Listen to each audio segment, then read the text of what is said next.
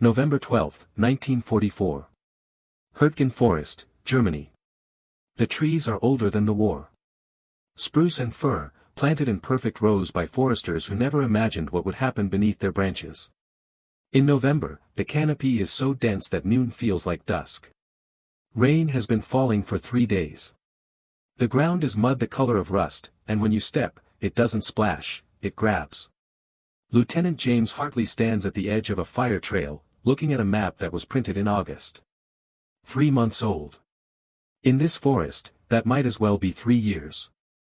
The map shows clearings that no longer exist, roads that have become craters, and contour lines that mean nothing when every hillside has been reshaped by artillery. He traces his finger along what should be their route, a logging road designated Route K, leading northeast toward the village of Kleinhau. It looks simple. A straight line. 2 kilometers. Maybe an hour of careful movement.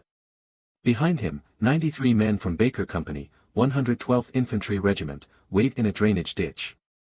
They're wet. They're cold. Some of them are 19 years old and have been in combat for 6 weeks. Others are 35 and have been fighting since North Africa. What they have in common is this: they all know the forest kills slowly. Not with grand charges or massed formations, but with tree bursts, shells that detonate in the canopy and spray hot metal downward in cones of shrapnel. With mines hidden under leaves. With machine guns positioned at the bend of trails you can't see until you're already in the kill zone. Hartley folds the map and puts it in his jacket. He doesn't look at his men. If he looks, he'll see faces he won't see tomorrow. That's how it works here. You wake up with 120 men. You sleep with 90. The math never improves. The order came at dawn. Move northeast. Relieve Charlie Company at the crossroads near Kleinhau. Bring ammunition. Bring stretchers. Don't take longer than 4 hours because another company needs to use the same route at 1400 hours, and if you're still on it, you'll clog the entire division's movement. Simple orders. Impossible terrain. Sergeant Raymond Kuhn moves up beside Hartley. He's carrying a Thompson submachine gun and a canvas satchel full of medical supplies he took off a dead medic 2 days ago. Kuhn doesn't speak unless he has something worth saying. Right now, he's looking at the sky, or what passes for sky through the branches. Rain's gonna get worse, he says. Hartley nods. Then we move now. They believe the map because they have to. There's no other choice. Division gave them a route, and the route is on the map, and the map is supposed to match the ground. That's the theory. In practice, the forest has its own geometry. Trails disappear. Landmarks burn. What was a stone barn last week is rubble today. What should be a road is a swamp. But belief is a requirement. Without it, you don't move.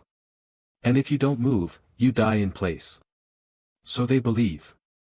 The first kilometer goes smoothly. Too smoothly. They move in a column, 10 meters between men, rifles pointed outward, eyes scanning the trees for movement that isn't wind. The logging road is exactly where the map says it should be. It's wide enough for a supply truck, 2 ruts worn into the earth, a strip of weeds between them. On either side, the forest is a wall. Dark. Silent except for the rain tapping on leaves and the soft squelch of boots in mud. Hartley walks 5th in line. That's where lieutenants walk when they're smart, not in front, where snipers aim first, and not in back, where you can't see what's happening. 5th. Close enough to make decisions. Far enough to survive the first burst of fire. He checks his watch. 1100 hours. They're making good time.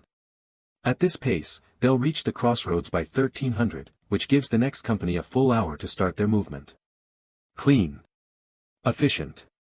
The kind of operation that looks good in after-action reports.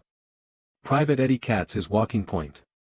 He's from Brooklyn, and before the war he worked in his father's bakery. He has the kind of face that looks younger than it is, smooth skin, nervous eyes, the shadow of a beard that never quite thickens. He's good at walking point because he's afraid, and fear keeps you alert. Katz stops every 50 meters, kneels, listens. He doesn't trust silence. In the Hurtgen, silence means the Germans are close enough to hear you breathe. Behind Hartley, the column stretches back into the mist. 93 men. Some carry rifles. Others carry bars, bazookas, ammunition cans, radios that stopped working 3 days ago. Lance Corporal Thomas Briggs has a shovel strapped to his pack because he's the one they send forward when they find mines. He doesn't complain. Complaining implies you think someone cares. The rain picks up. It comes in sheets now, cold and relentless, soaking through wool and canvas and skin. Hartley pulls his helmet lower and keeps walking. Somewhere to the north, artillery rumbles, a low, continuous thunder that never quite stops. It's hard to tell if it's American or German. After a while, it doesn't matter. Explosions are explosions. At 11:30, Katz raises his fist. The column stops. Hartley moves forward, crouching low, until he's beside Katz at the front. What is it? Katz points. Ahead, the road forks. Left goes northeast, continuing along what should be Route K. Right curves east into denser forest. There's no marker. No sign. Just two paths splitting into the rain. Hartley pulls out his map and unfolds it, trying to keep it dry. His hands are shaking, not from fear, but from cold. The map doesn't show a fork. According to the map, Route K is a single, continuous trail. No branches. No deviations. Which way? Katz whispers. Hartley stares at the map. At the fork. At the trees that all look the same. He's trying to match the paper to the ground, but the ground refuses to cooperate. Rivers of rain are running down his face. His fingers are numb.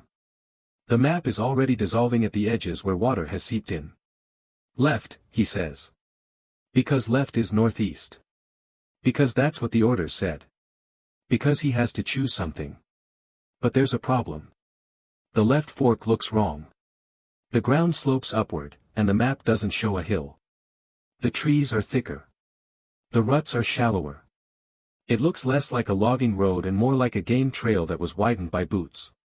You sure? Kuhn asks. He's standing behind Hartley now, close enough that Hartley can smell tobacco and wet wool. No, Hartley admits. But we're taking it anyway. They take the left fork. 30 minutes later, they know something is wrong. The trail has narrowed. The trees press in from both sides, branches scraping helmets and packs. The ground is steeper than it should be. According to the map, they should be moving through flat terrain. Instead, they're climbing. Not a gentle slope, a real hill, 40 degrees in places, slick with mud and pine needles. Hartley stops the column and checks his compass. Northeast. They're still moving northeast. But nothing else matches. The map shows a creek on their left. There's no creek. The map shows a firebreak on their right. There's no firebreak. Just trees. Trees and rain and silence. We're lost, Kuhn says. Not accusing. Just stating fact. Hartley folds the map and shoves it back in his jacket. We're not lost. We're just, not where we're supposed to be. Same thing. No. Lost means you don't know where you are. We know where we are. We're in the goddamn Hurtgen forest. Kuhn doesn't laugh. Nobody laughs in the Hurtgen. Hartley looks back at his men. They're strung out along the trail, hunched against the rain, weapons pointed at nothing. Some of them are staring at him. Waiting. Hoping he'll say something that makes sense. Something that turns confusion into clarity. But Hartley has nothing. He's 24 years old and he's in command of 93 men and he took the wrong fork because the map was wrong and now they're climbing a hill that shouldn't exist. He makes a decision. We keep moving. Sir, Katz starts. We keep moving, Hartley repeats. We're still heading northeast. We'll intersect another trail eventually. Or we'll reach high ground and I can get a visual on the crossroads. Either way, we keep moving. It's not a good decision.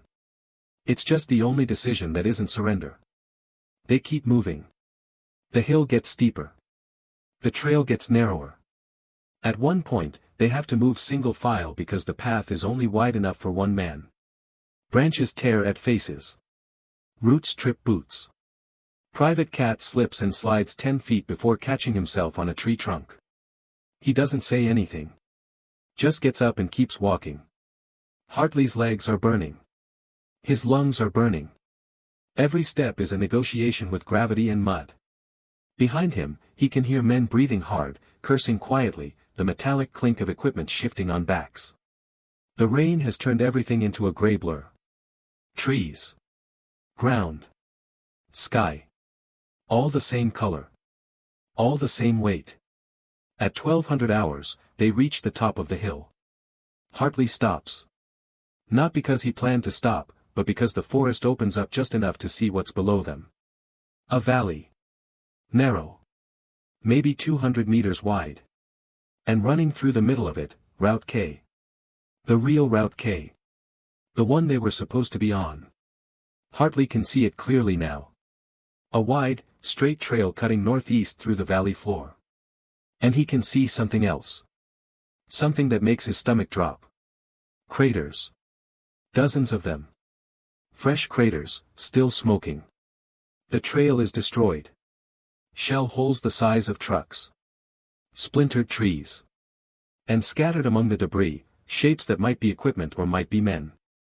It's hard to tell from this distance. Kuhn moves up beside him. Stares down at the valley. Says nothing for a long time. Finally, when Hartley checks his watch. We would have been there at 11:45. Right about when we took the wrong fork. Kuhn keeps staring. German artillery. Has to be. Pre-registered. They probably hit it every day at the same time. So if we'd stayed on the map route. Hartley doesn't answer. He doesn't need to. They both know. If they'd stayed on Route K, the route division wanted, the route the map showed, the route that made sense, they would have been in that valley when the shells came down. 93 men caught in the open with nowhere to hide. Tree bursts and high explosives. A killing zone designed to murder anyone stupid enough to follow orders. The wrong fork saved them. The mistake saved them. They don't talk about it. Not immediately. Talking about luck is dangerous. It implies you use some up, and in war, you need to believe you have an infinite supply. Instead, they keep moving. Down the far side of the hill. Away from the valley and the craters and the thing they didn't walk into. Hartley doesn't change the plan. They're still heading northeast. They're still trying to reach the crossroads. The only difference is that now they know the map is worse than useless, it's actively trying to kill them. At 12:45, they intersect another trail. This one is wider. Better maintained. There are tire tracks in the mud, fresh ones, pressed deep. American trucks, probably. Supply convoy that came through this morning. Hartley makes everyone wait while he scouts ahead with Katz and Kuhn. They move slowly, weapons ready, eyes scanning for tripwires and disturbed earth. After 200 meters, the forest opens again. Ahead, visible through the rain, is the crossroads.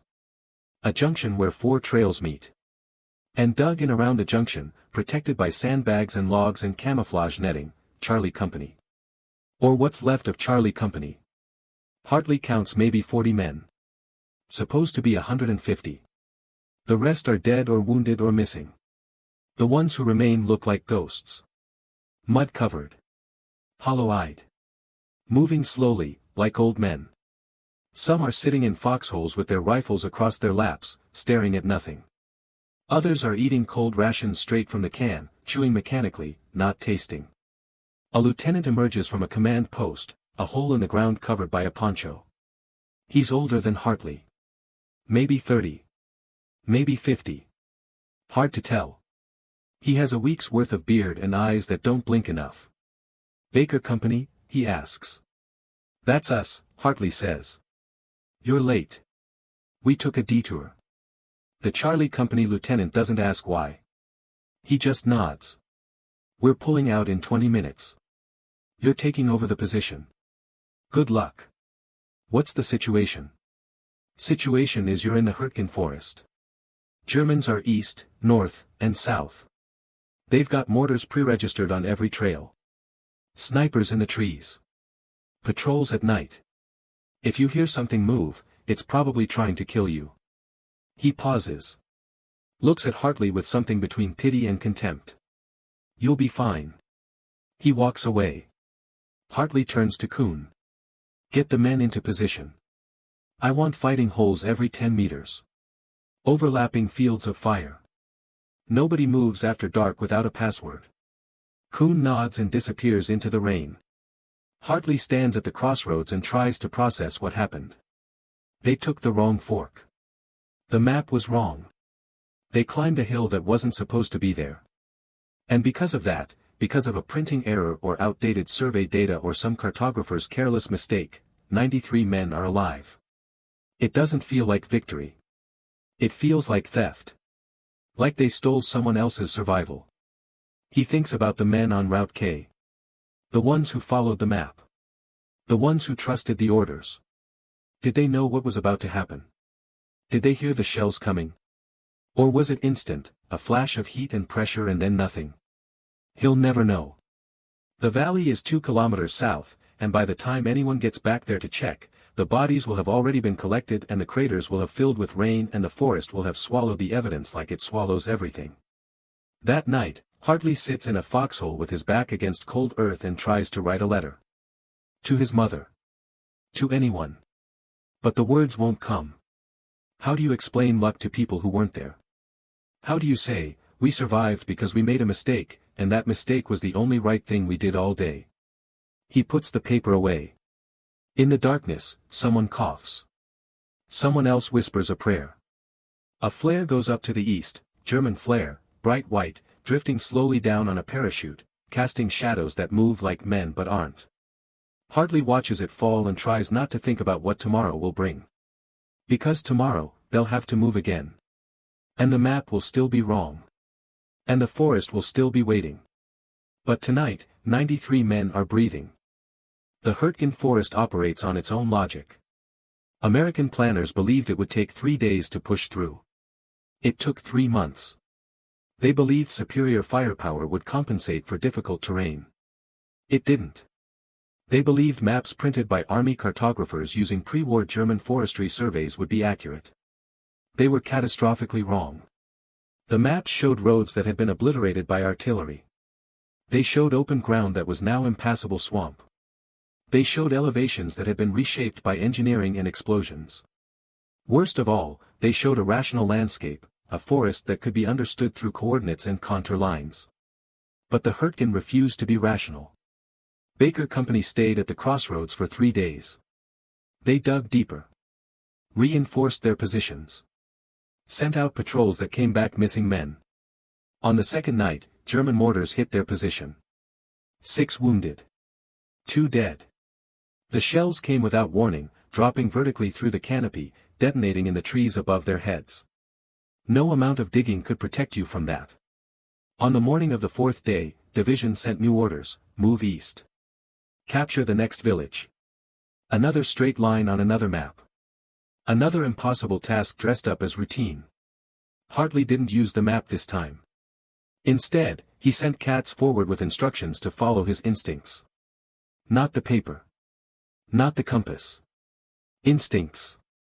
And when Katz found a trail that looked wrong, too narrow, too overgrown, Hartley took it anyway. Because in the Hurtgen, wrong had become a kind of right. They reached the village after 6 hours. It had been abandoned. The Germans had pulled back during the night. American intelligence said there would be a fight. The map showed fortified positions. Neither was correct. The village was empty except for a dead horse and the smell of smoke. Word spread. Other units heard about Baker Company. The company that took the wrong trail and lived. It became a story. Then a rumor. Then something close to myth. Men started questioning their maps. Started choosing paths that didn't make sense. Some got lucky. Others didn't. The forest didn't play favorites. In late November, an artillery observer attached to Baker Company found something. He was studying aerial reconnaissance photos, images taken 3 days earlier, and noticed that Route K, the trail Baker was supposed to have used, had been hit by German artillery the day before the photo was taken. And the day before that. And the day before that. The Germans had turned it into a kill zone. They hit it at noon. Every day, Like clockwork.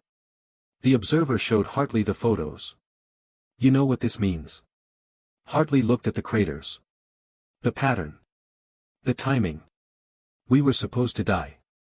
No, the observer said. You were supposed to follow the map. The map didn't know the Germans were waiting. So who made the mistake? Us or the map? The observer didn't answer. He just folded the photos and walked away. Hartley never reported what happened. Not officially. There was no space on the after-action report for, * deviated from planned route due to cartographic error. Inadvertently avoided enemy artillery barrage. Unit strength maintained through mistake, * instead, he wrote, * mission accomplished. Objective secured. No significant enemy contact, *. Clean. Simple. A lie. Baker Company never found out what happened to the unit that was supposed to use Route K after them. The unit that was scheduled to move at 1400 hours. The one that would have been delayed because Baker was supposed to clear the route by 1300. Except Baker didn't clear the route. Baker wasn't even on the route. Baker was on the wrong trail, climbing the wrong hill, moving through forest that wasn't on any map. Which meant the second unit moved on time. Which meant they were on Route K when the shells came. The official casualty report listed 23 killed, 41 wounded. The unit was Dog Company, 110th Infantry Regiment. Average age, 22. They'd been in combat for 16 days. Nobody connected the two events. Why would they? Baker Company deviated from its route. Dog Company followed theirs. One mistake. One correct action. The forest didn't care about the difference. Hartley found out 3 weeks later. He was in a field hospital, being treated for trench foot, when he overheard two medics talking. One of them had been at the aid station near Route K. He described what he'd seen: men brought in on stretchers, uniforms shredded, faces gray. Most didn't make it through triage. The ones who did talked about the same thing: how the shells came without warning, how there was nowhere to run, how the trees exploded above them and the shrapnel came down like rain. Hartley lay in his cot and stared at the canvas ceiling and understood something fundamental: his mistake had killed Dog Company. Not directly. Not intentionally. But the mathematics were clear. If Baker had been on Route K, they would have taken the barrage. Dog Company would have been delayed. Dog Company would have lived. He tried to tell himself it wasn't his fault. Division gave the orders. The map was wrong. The Germans chose where to aim. There were 1,000 variables beyond his control. But one variable wasn't beyond his control: the decision to take the left fork. That night, he got out of bed and walked through the hospital until he found the chaplain's tent. The chaplain was a captain with wire-rimmed glasses and hands that shook when he held his Bible. Hartley sat across from him and told him everything. The fork. The hill. The valley. The craters. The men who lived and the men who didn't. The chaplain listened without interrupting. When Hartley finished, the chaplain was quiet for a long time. Finally, "Do you believe in God's will?" "I don't know what I believe," Hartley said. "Then believe this. You didn't make the map. You didn't fire the shells. You made a choice with incomplete information, and some men lived because of it. Other men died. That's war. Not justice. Not divine intervention. Just war. That's supposed to make me feel better." "No," the chaplain said. "It's supposed to make you keep going." Hartley returned to his cot. He didn't sleep. He lay awake and listened to men coughing and groaning and whispering in their sleep, and he thought about Dog Company and the route they followed and the shells that found them exactly where they were supposed to be. Maps are supposed to prevent chaos. They're supposed to impose order on terrain, to translate three-dimensional reality into two-dimensional comprehension. They're supposed to help you survive. But in the Hurtgen, the maps were just another way to die. The Battle of the Hurtgen Forest officially ended in February 1945. American forces captured the territory. The Germans withdrew. Both sides counted their casualties and tried to explain what the fighting had accomplished.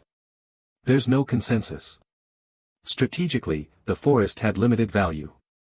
Tactically, it was a nightmare. Soldiers who fought there called it the Green Hell, the death factory, the meat grinder. Senior officers called it a necessary operation. Historians call it a costly mistake. Baker Company left the Hurtgen in December. By then, only 31 of the original 93 men remained. The rest were casualties. Not all killed, some wounded, some transferred, some simply broken. The forest took what it wanted and didn't explain its choices. Hartley survived. So did Kuhn. So did Katz. They were sent to a rear area for rest and refitting.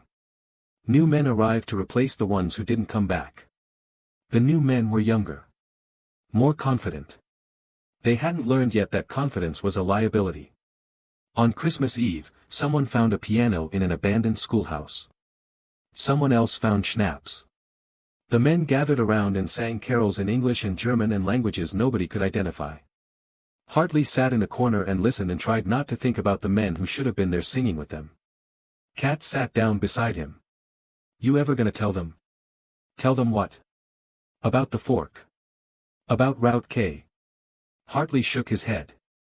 "What's the point?" "The point is they should know." "Know what?" "That we lived because I read a map wrong. That other men died because I fucked up." Katz looked at him. "You didn't fuck up. The map fucked up. Same result." "No. Different result. We're alive. That's different." Hartley didn't respond. He just listened to the singing and the laughter and the sound of men pretending they weren't afraid of tomorrow. After the war, Hartley went home to Pennsylvania. He didn't talk about the Hurtgen. When people asked about his service, he said he'd been in Germany and France and left it at that. He got married. Had children. Worked as a civil engineer, designing roads and bridges and infrastructure projects that required precise measurements and accurate surveys. He never used a map without double-checking it. In 1953, he received a letter from Raymond Kuhn. Kuhn was living in Oregon, working as a logger. The letter was short. Just a few lines. Asterisk, I think about it sometimes. The fork. The valley. How close we came. I don't know if it was luck or providence or just chaos. But I'm glad we got lost that day, asterisk. Hartley wrote back. His letter was even shorter. So am I. Eddie Katz became a teacher in Brooklyn. He taught history to high school students who had no memory of the war. Sometimes he told them stories. About the forest. About the rain. About the day his lieutenant took the wrong trail and saved everyone's life. The students thought he was exaggerating. Making it dramatic for effect. He wasn't.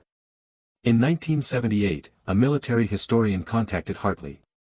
She was writing a book about the Hurtgen Forest Campaign. She'd found references in after-action reports to a unit, Baker Company, 112th Infantry, that had deviated from a planned route and subsequently avoided a German artillery barrage.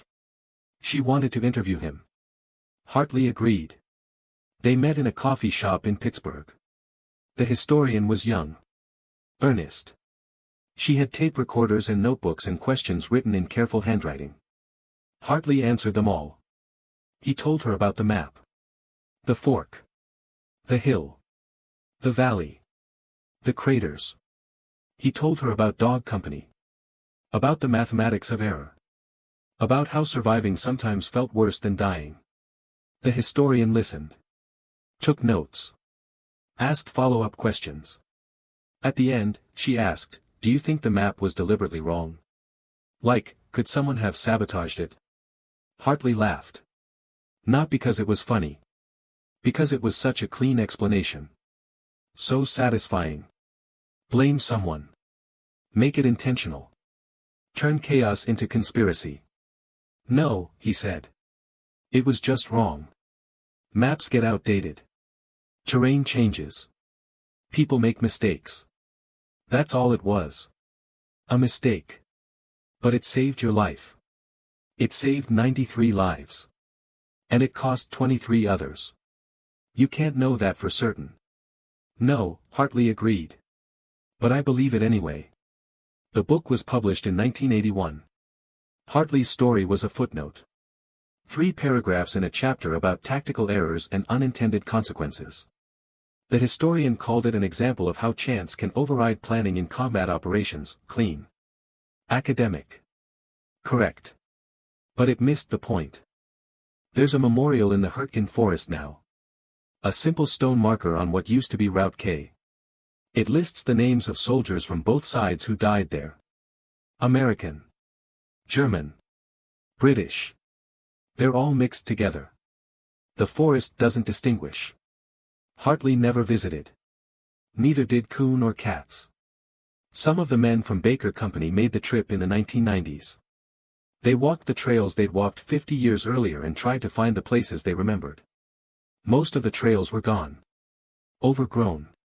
Reclaimed by the forest. One veteran, Thomas Briggs, the one who carried the shovel, stood at the fork where Hartley had made his choice. The fork was still there. Left and right. Two paths splitting into the trees. He stood there for 20 minutes, trying to remember which way they'd gone. He couldn't. Memory, like maps, is unreliable. James Hartley died in 2003. He was 83. His obituary mentioned his war service in passing. Asterisk veteran of World War II. Served with distinction in the European theater. Asterisk nothing about the Hurtgen. Nothing about the map. Nothing about the fork that changed everything. His children found boxes in the attic after he died.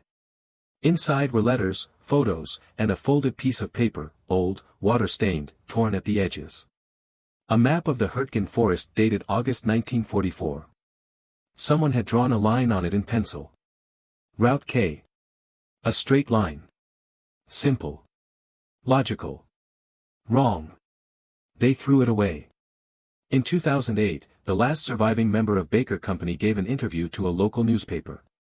He was asked what he remembered most about the war. He said, "The smell of pine trees in the rain. And how we got lost once and it saved us. That's all that's left. A smell. A memory. A story about a wrong turn that became the right choice. The forest has reclaimed the trails. The craters have filled in. The dead have been buried and mourned and slowly forgotten. But sometimes, when it rains, when the light is gray and the trees are dark, you can still feel it. The weight of a choice made with bad information. The terrible gift of a mistake. 93 men walked away from the Hurtgen forest because a map was wrong. They never stopped wondering about the ones who trusted the map and died believing they were doing everything right. War doesn't have morals. It has outcomes.